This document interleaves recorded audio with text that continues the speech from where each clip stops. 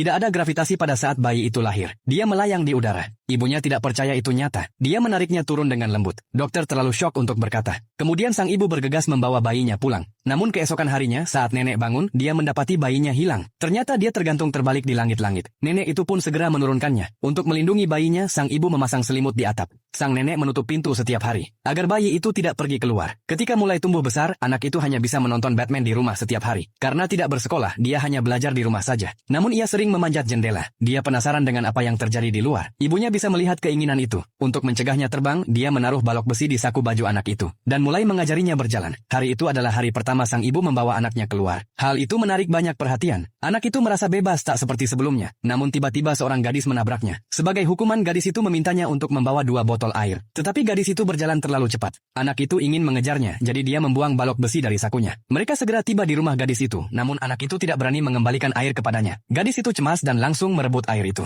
Detik berikutnya anak itu terbang melayang. Gadis itu tercengang melihat hal itu. Anak itu bertumpu dengan tangannya. Dengan bantuan gadis itu dia kembali ke tanah, mencegahnya agar tidak terbang. Gadis itu pun memeluknya, tapi tiba-tiba dia berlari ke dalam rumah, lalu membawa sebuah tas penuh buku. Anak itu memegang tas itu dan berdiri tegak di tanah. Mereka berpegangan tangan. Gadis itu pun menjadi teman pertamanya. Setelah itu anak itu sering mengundang gadis itu ke rumah. Mereka menonton TV bersama. Mereka bermain ayunan bersama. Bahkan anak itu sengaja membuat dirinya melayang hanya untuk membuat gadis itu bahagia. Mereka berjanji untuk berteman seumur hidup. Mereka mengira kesenangan itu akan bertahan selamanya, tapi suatu hari ibunya tahu. Dia menjadi takut, lalu mengusir gadis itu dan menutup pintunya, dan meminta anaknya untuk tidak pernah bermain lagi dengannya. Anak itu kembali ke kamarnya dengan marah, dan begitulah dia kehilangan teman satu-satunya. Beberapa tahun kemudian, anak itu telah tumbuh menjadi seorang pria dewasa. Hingga kini, dia masih membawa tas berwarna pink yang diberikan gadis itu. Jadi, jika kamu juga punya teman baik, tulis di komentar.